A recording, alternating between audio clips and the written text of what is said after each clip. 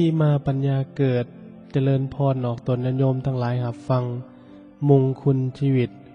มงคลชีวิตขอที่13ทารัสสะสังคโหสงเคราะห์ภรรยาสามี การย่ำกินอาหารถ่าลีนกับแขวเฮาบ่ประสานงานกันก็มีหวังกัดลีนตนเองต้องเจ็บปวดจนน้ำตาไหลเช่นกันในชีวิตการครองเฮือนถ้าสามีภรรยาบ่ฮู้จักสงเคราะห์ซึ่งกันและกันบ่มีความเข้าใจซึ่งกันและกัน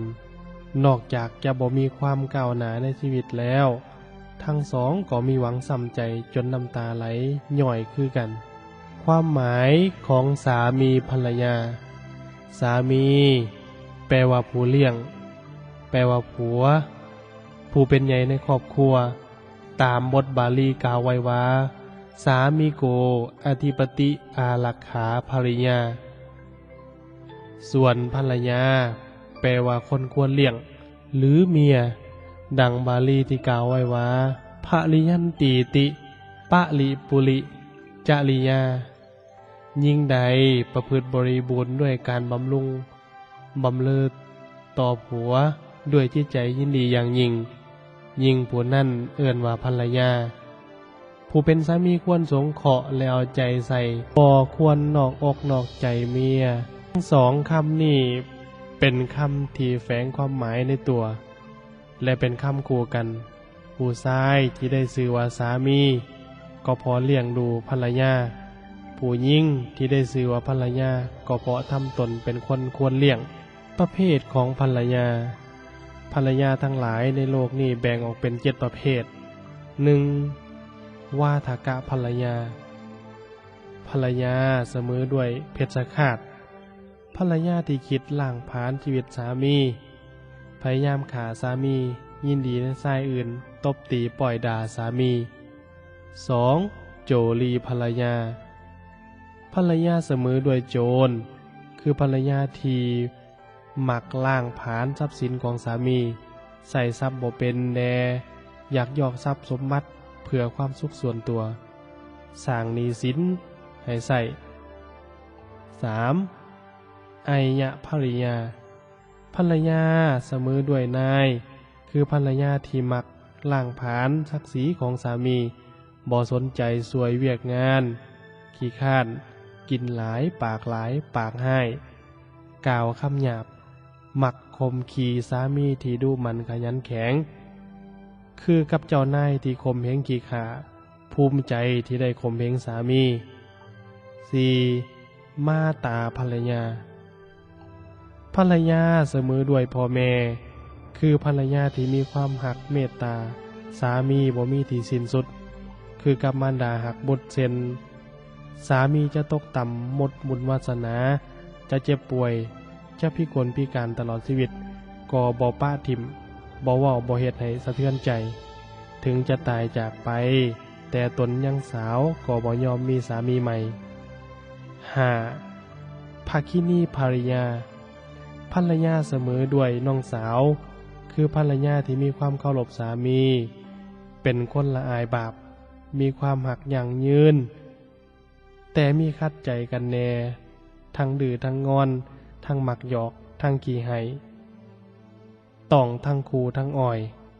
จักหน่อยจะไปเที่ยวจักหน่อยจะกินจักหน่อยจะแต่งตัวแต่ก็ซื่อสัตย์สุจริตต่อสามี 6. สะขาภริยาเสมอด้วยเพื่อนคือภรรยาที่มีรสนิยมมีความหมักคือกันกับสามีถือข้อกันเป็นคนมีศีลธรรม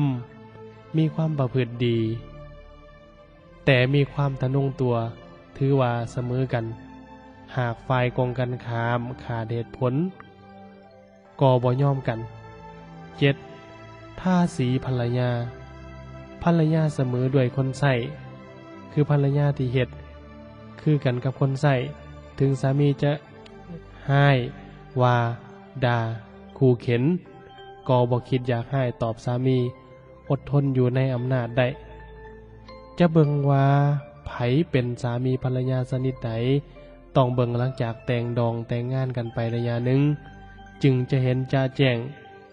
การแต่งงานมีอยู่2ระยะคือ 1. ระยะแต่งคือก่อนแต่งเป็นผัวเมียกันต่างคนต่างแต่งตัวแต่งท่าทางอวดคุณสมบัติให้อีกฝ่ายหนึ่งเห็น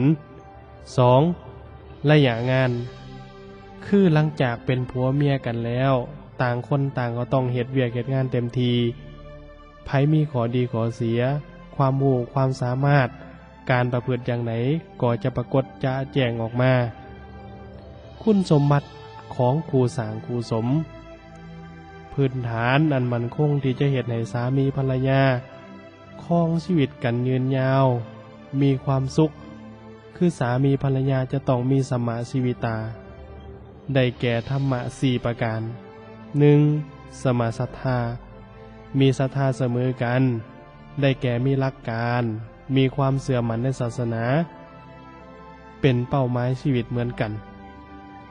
2. สมศีลามีศีลเสมอกันได้แก่ความประพฤติศีลธรรมจริยธรรมกิริยามารยาทอบรมมาดีเสมอกัน 3. สมาจาคามีจาคะเสมอกันได้แก่มีนิสัยเสียสละมักช่วยเหลือบ่เห็นแก่ตัวใจกว้างเสมอเฮาอาจจะได้หลายอย่างจากการเห็นแก่ตัวแต่สิ่งที่เฮาบ่มีทางได้เลยคือการเข้าไปนั่งอยู่ในหัวใจของกลุ่มคนเหล่านั้น 4. สมปัญญามีปัญญาเสมอกันได้แก่มีเหตุผลมีความคิดสร้างสรรค์บ่ดื้อด้านบ่ซูซีเข้าใจเห็นใจซึ่งกันและกันวิธีเฮ็ดให้ความหักยั่งยืนการเป็นสามีภรรยากันเป็นเรื่องที่ว่ายากก็คือง่ายแต่ถ้าจะว่าง่ายก็คือยากพอเพียงแต่เฮาตั้งคำถามว่าเฮ็ดอย่างไรผัวเมียจึงจะมีความหักยั่งยืนนานอยู่กินกันอย่างเป็นสุขเพียงประเด็นเดียวแล้วลองซอกหาคำตอบเบิงถามจาก10 คนเบิงก็จะได้คำตอบ10 อย่างบางคนก็ว่าเกี่ยวกับดวงชะตาธาตุคู่กันต้องซอกหาให้เหมาะสมกัน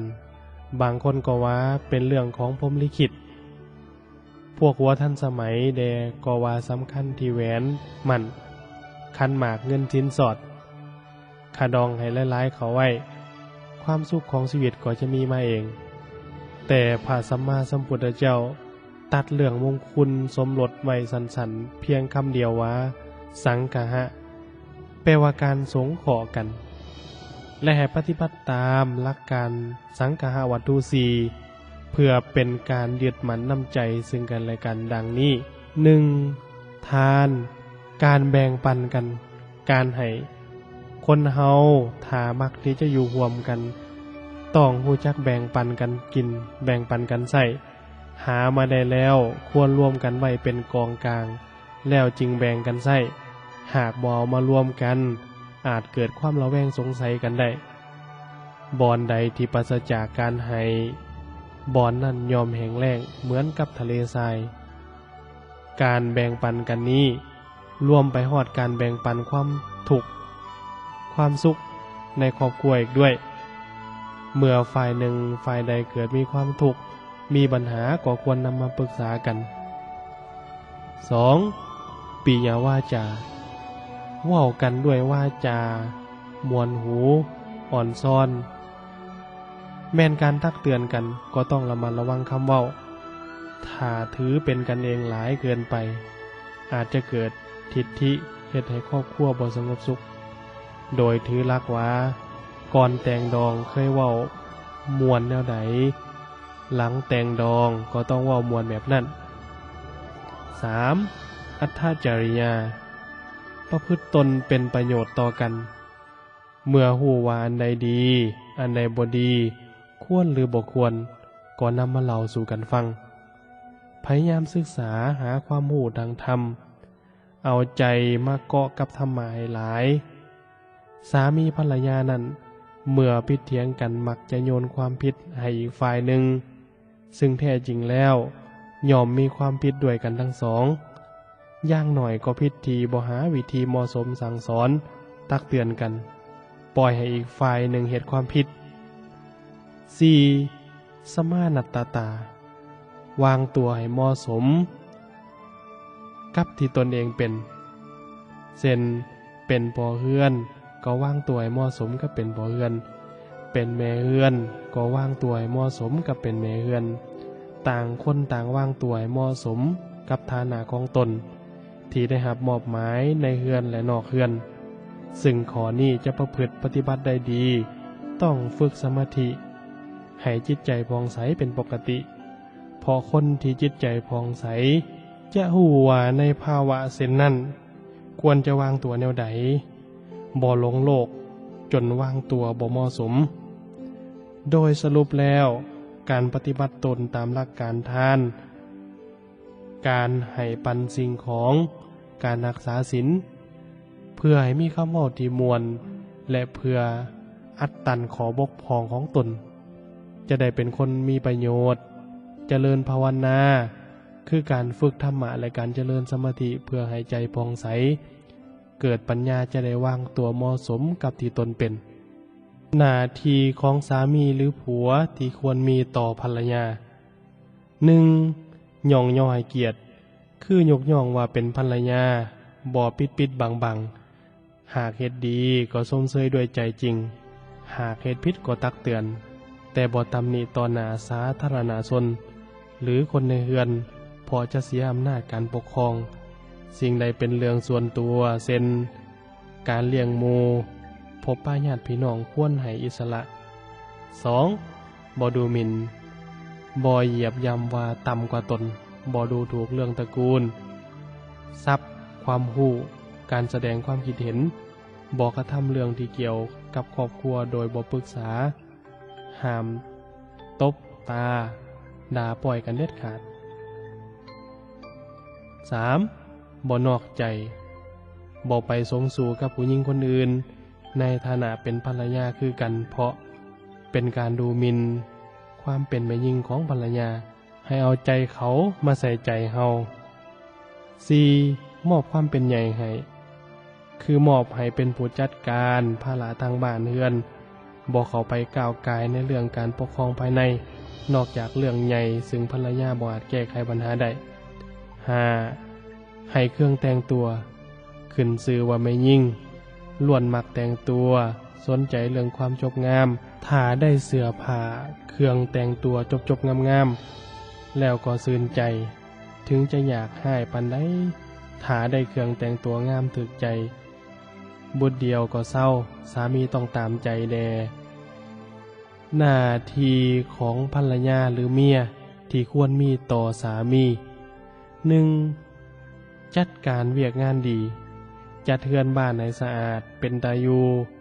จัดอาหารให้ถึกปากและทำการจัดเสื้อผ้า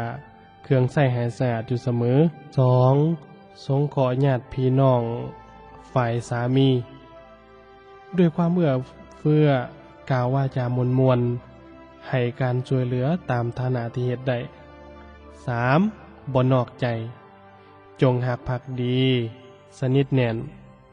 ต่อสามีตนเพียงผู้เดียว 4. รักษาทรัพย์สินให้ดีบ่ฟุ่มเฟือยแต่ก็บ่ขี้ทีรู้จักใช้ทรัพย์สมบัติให้เป็นประโยชน์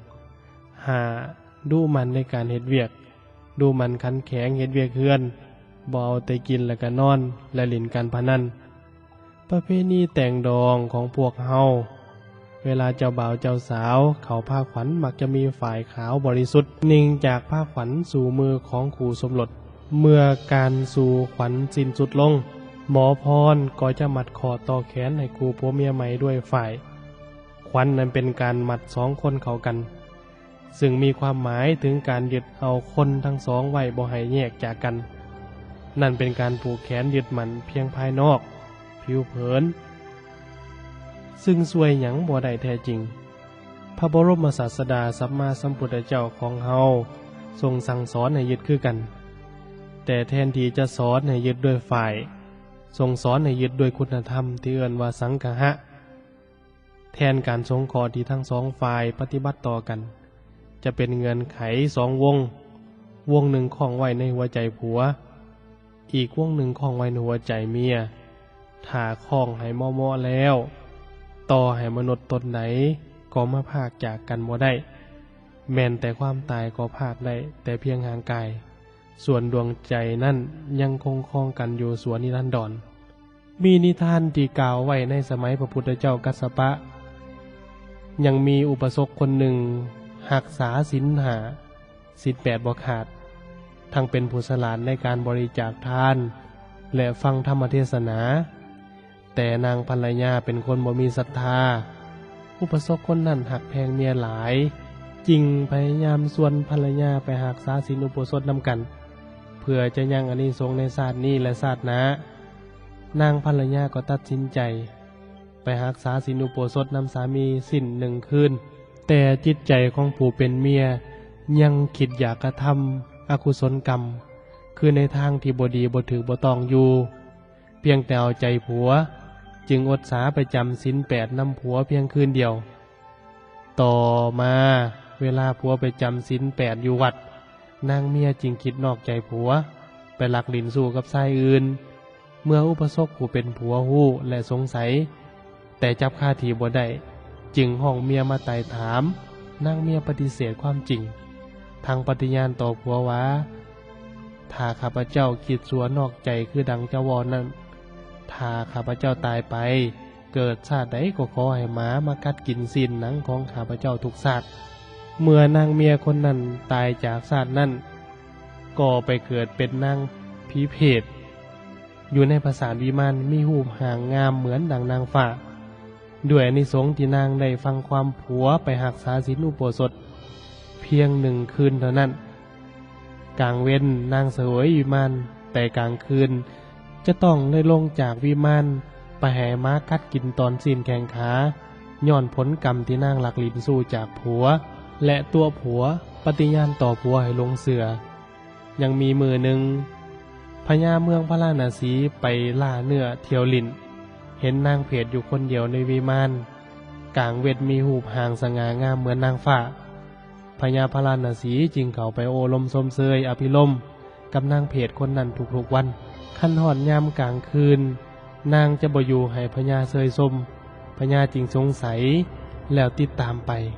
ก็เห็นนางนอนลงให้ม้ากัดกินสิ้นแข้งขาอยู่พญาเห็นดังนั้นจึงเข้าไปฟันหมาขาดเป็นหลายท่อนแต่หมากลับเกิดเป็น4 5 6 ตัวหลายขึ้น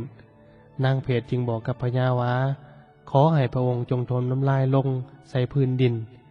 และเอาพระบาทตีนของพระองค์เหยียบน้ำลายในดินนั้นมาเหยียบหมามันจึงจะกลับกายหนีไป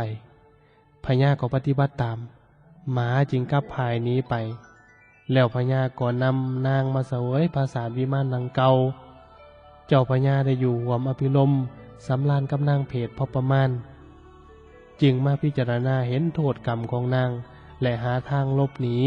ส่วนนางเพศก็หูใจพญาก็จึงอ่อยใจแต่พญาบ่หัวซาป้าให้นางเพศอยู่คนเดียวพญาก็กลับคืนเมืองพระราณสีเสวยสมบัติของพระองค์ต่อไปในนิทานเรื่องนี้สอนให้หูว่าอานิสงส์และผลของการทำลายระหว่างกุศลกรรมและอกุศลกรรมมีวิบากต่างกันคือผลของการรักษาศีลสร้างคุณงามความดียอมได้เสวยผลคือความสุขมีวิมานเป็นที่อาศัยส่วนผลของการทุศีลบ่มีความสัตย์ซื่อคือการตัวและการประพฤติผิดในหีดคองสามีภรรยาก็ยอมได้รับผลกรรมตามการกระทำของตนบ่ต้องสงสัยดังนั้นพุทโธจึงตรัสไว้ว่าข้อเตือนใจมีข้อเตือนใจอยู่หน่อยหนึ่งว่าแม่นบางคนตั้งใจแล้วว่าจะต้องยึดใจเอาไว้คันปฏิบัติแท้ๆแล้วก็ยังแหวไปทางอื่นพ่อผัวจะลงออกจากนอกทางเมียก็เฝ้าแลนไปหาหมอเสน่ห์หมอมนต์เสียเงินเสียคำเสียเวลาแต่แล้วก็ล้มเหลวเพราะมั่วแต่ถิ่มบ้านป้าเฮือนไปเฝ้าหมอดูหมอเสน่ห์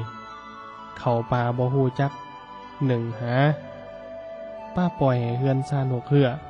เปื่อนเป็นคอกไก่คอกกาแทนที่จะคอยเอาใจผัวสถานการณ์ก็ยิ่งหายลงเรื่อยๆที่ถูกต้องควรปักใจให้มันในศีลในทาน ในการเฮ็ดความดีประพฤติหน้าที่ของตนบ่ยอมให้บกพร่องแล้วทุกอย่างก็จะดีขึ้นเองผู้ผัวก็ต้องคิดเห็นใจลูกเมียเช่นเดียวกันอย่าเอาแต่ความอยากความบ่พอในการบริโภคกามสังขารทั้งหลายเป็นของบ่เที่ยงชีวิตทั้งหลายเปรียบเหมือนดอกไม้มีเบ่งบานแล้วก็มีแตกสลายไปเป็นธรรมดาโอวาทในมือก่อนแต่งงานที่วิดาของนางวิสาขาให้แก่นางวิสาขาในมือแต่งดองมีทั้งหมด10 ข้อ 1. ไฟในอย่านำออกหมายถึงบ่นำเอาเรื่องเล่าปัญหาความห่อนใจต่างๆภายในครอบครัวออกไปเปิดเผยแก่คนทั่วไปภายนอก 2. ไฟนอกอย่านำเขาหมายถึงบ่นำเอาเรื่องเล่าปัญหาต่างๆภายนอกที่ห่อนใจเข้ามาในครอบครัว 3. ให้แก่ผู้ที่ให้หมายถึงผู้ใดที่เฮาให้การช่วยเหลือให้ยืมสิ่งของแล้วเมื่อถึงกำหนดเวลาก็นำเอามาส่งคืนตามเวลาเมื่อเฮาจำเป็นต้องการความช่วยเหลือหากบ่เกินความสามารถของเขาเขาขอยินดีให้การช่วยเหลือให้อย่างเต็มใจบุคคลเช่นนี้ภายหลังมาขอความช่วยเหลือนำเฮาอีกก็ให้การช่วยเหลือ 4. บ่ให้แก่ผู้ที่บ่ให้หมายถึงผู้ที่เฮาให้การช่วยเหลือให้ยืมสิ่งของแล้วบ่ส่งคืนตามกำหนดเวลาเมื่อเฮามีเรื่องขอความช่วยเหลือแม้นว่าบ่เกินความสามารถของเขาและเป็นเรื่องถูกศีลธรรมเขาก็บ่ยอมช่วยคนแบบนี้ภายหลังมาถามมาขอความช่วยเหลือเฮาอีกอย่าช่วย 5. ให้หรือบ่ให้ก็ให้หมายถึงถ้าญาติพี่น้องของเฮาที่ตกทุกข์ได้ยากมาขอความช่วยเหลือแม้นว่าบางเทื่อบ่ส่งเครื่องของที่ยืมไปตามเวลาภายหลังธุระขอความช่วยเหลืออีกก็ให้ช่วยพอถึงแนวใดก็เป็นญาติพี่น้องกัน 6. กินให้เป็นสุขหมายถึงให้จัดการเรื่องอาหารการกินในครอบครัวดีบ่ระบัดพ่อแม่ของสามีในเรื่องอาหารอย่าให้บกพร่องถ้าเฮ็ดได้แนวนี้ตัวเฮาเองเวลากินก็จะกินอย่างเป็นสุขบ่ต้องกังวลบ่ถูกตำหนิ 7. นั่งให้เป็นสุขหมายถึงรู้จักบ่อนสูงบ่อนต่ำเวลานั่งก็บ่นั่งสูงกว่าพ่อแม่ของสามีจะได้นั่งอย่างมีความสุขบ่ต้องกังวลบ่ถูกตำหนิ 8. นอนให้เป็นสุขหมายถึงเบิ่งแย่งเรื่องที่รับที่นอนให้ดีและยึดหลักตื่นก่อนนอนภายหลังก่อนนอนก็จัดการเวียกงานให้เรียบร้อยเสียก่อนจะได้นอนอย่างมีความสุข 9. บูชาไฟหมายถึงเวลาที่พ่อแม่ของสามีหรือผู้เป็นสามีเองกำลังใจหายเปรียบเหมือนไฟกำลังลุกไหม้ถ้าหายดาเฮาก็ให้มิดไปก่อนอย่าพาทกเถียงตอบพอในเวลานั้นถ้าเฮาเถียงไปแล้วเรื่องเล่าก็ยิ่งจะลุกลามใหญ่โตขึ้นบ่มีประโยชน์รอถ้าโอกาสเวลาให้เขาเศร้าใจหายแล้วจึงชี้แจงเหตุผลให้ฟังอย่างนิ่มนวลจะดีกว่า 10. บูชาเทวดาหมายถึงเวลาที่พ่อแม่ของสามีหรือตัวสามีเอง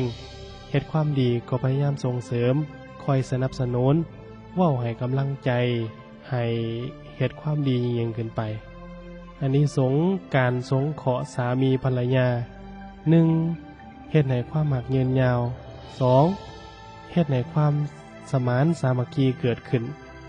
3. เฮ็ดให้ครอบครัวมีความสุข 4. เฮ็ดให้ได้รับการย่องย่อสรรเสริญ 5. เป็นตัวอย่างที่ดีแก่อนุชนคนรุ่นหลังพระพุทธเจ้าตัดแก่พุทธบริษัททั้งหลายว่า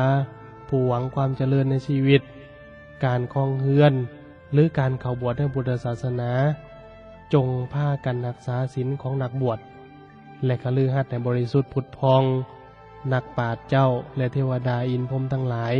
ยอมสรรเสริญบุคคลผู้เจริญด้วยทานศีลภาวนาสุภาษิตโบราณเพิ่นเตือนไว้ว่าเขาห่วมเมียห่วมข้างสร้างห่วมโฮงคนห่วมโถงห่วมบ้านคนข้านห่วมเฮือนยิ่งเฟื่อนเฮ็ดสู้จงระวังสังวรมีทั้งคุณและโทษภรรยานั้นอยู่ใกล้ชิดหากบ่ผูกมิตรชีวิตจะสั่นภรรยานั้นอยู่ร่วมกันหากคิดสร้างสรรค์